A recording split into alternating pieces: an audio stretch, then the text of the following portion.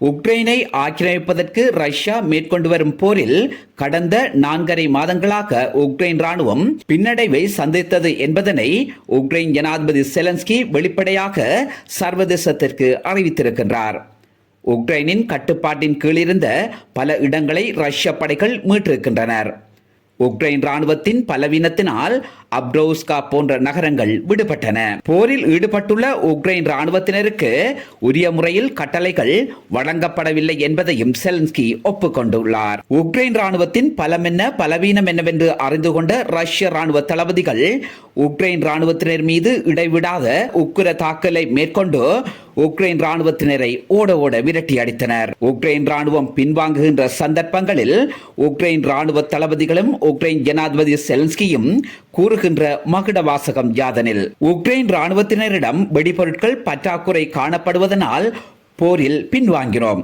ஆகவே உக்ரைனின் நட்பு நாடுகள் ஆயுத உதவிகளை உடனடியாக செய்ய வேண்டும் என்பதே அவர்களது நிலைப்பாடாகும். போரில் ஈடுபடுகின்ற படைகளுக்கு 2 விடயங்கள் மிக அவசியமானது. ஒன்று, துணிவுடன் கூடிய வேகமும் விவேகமும். 2வது, தந்திரம்.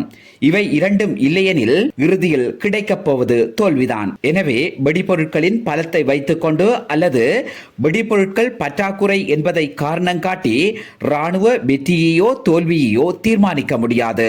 எனவே உக்ரைன் படைகளின் 4.5 மாத கால பின்னடைவுக்கு வெடிபொருட்கள் ஒரு காரணமாக இருக்கலாம். ஆனால் அதனை முழுமையான காரணமாக ஏற்றுக்கொள்ள முடியாது. சரி, அது ஒரு புறம் இருக்க, உக்ரைன் ராணுவத்தின் கட்டளை தளபதிகள் அடிக்கடி மாற்றப்பட்டு வருகின்றனர். ராணுவ கட்டமைப்புக்குள் தளபதிகள் மாற்றப்படுவது ஒன்றும் புதியதல்ல. அதற்கு உக்ரைன் ராணுவ தளபதிகள் மட்டும் விதிவிலக்குமல்ல. ரஷ்ய படை தளபதிகள் மட்டத்திலும் மாற்றம் கொண்டுவரப்பட்டது. சீன ராணுவ உயர்மட்ட தளபதிகளிடத்திலும் மாற்றம் கொண்டுவரப்பட்டது.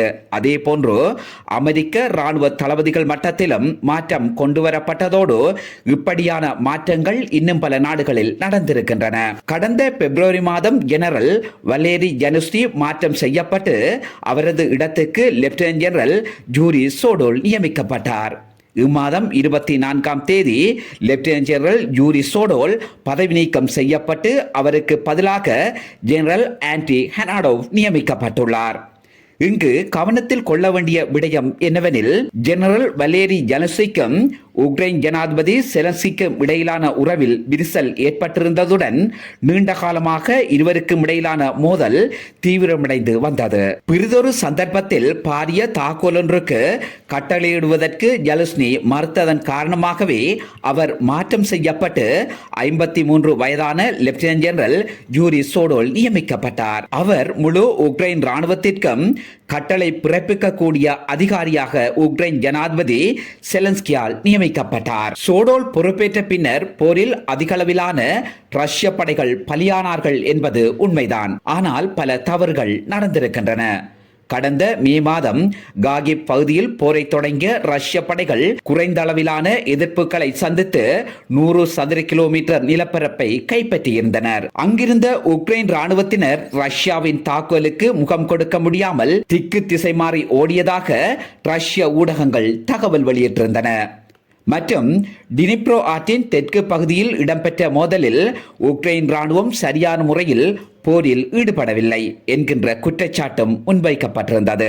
அத்துடன் போக்ரோஸ் கிழக்கு பகுதியில் தாக்குதலை தொடுத்த ரஷ்ய படைகள் அதிகளவான இல்லத்தை கைப்பற்றியிருந்தனர். அப்பகுதிக்கு கட்டளையிடும் அதிகாரியாக செயற்பட்டவர் லெப்டினன்ட் ஜெனரல் யூரி சோடோல். அவரின் தவறின் காரணமாகவே உக்ரைன் ராணுவம் பின்னடைவை சந்தித்ததாக செலன்ஸ்கியின் தரப்பு கூறுகிறது. உக்ரைன் ராணுவத்தின் மூத்த அதிகாரியான சோடோலை பொறுத்தவரை அவர் செலன்ஸ்கியை விரும்புவராக தெரியவில்லை. இம்மாதம் 24ஆம் தேதி லெப்டினன்ட் ஜெனரல் யூரி சோடோல் பதவி நீக்கம் செய்யப்பட்டு ஜெனரல் ஆண்ட்ரி ஹனாடோவ் நியமிக்கப்பட்டுள்ளார். இவர் சோடோலை விட 14 வயது இளையவராக காணப்படுவதோடு உக்ரைன் ஜனாதிபதி செலன்ஸ்கி நினைப்பது போன்று உக்ரைனுக்கு எதிராக ரஷ்யா மேற்கொண்டு வரும் போரில் உக்ரைன் வெல்ல வேண்டும் என துடிக்கும் இளம் தளபதி ஆவார். ஹனாடோவ் என்பவர் ரஷ்ய படைகளுடன் போரிட்ட அனுபவமிக்கவர். 36வது மரைன் படைப்பிரிவில் இளம் தளபதியாக செயற்பட்டவர். மரியுபோல் போர் முனைகளில் கடற்படையினருக்கு கட்டளையிடும் அதிகாரியாக செயற்பட்டவர். டினிப்ரோ ஆற்றின் இடதுகரையில் ரஷ்ய படைகளுக்கு எதிராக துணிகர தாக்குதலை நடத்தியவர் என்கின்ற நற்பெயர் ஹனாடோவுக்கு உண்டு. ஹனாடோவ் தொடர்ந்தும் பதவியில் நீடிப்பாரா அல்லது அவரும் பதவி நீக்கம் செய்யப்படுவாரா என்பதை காலம்தான் தீர்மானிக்கும்.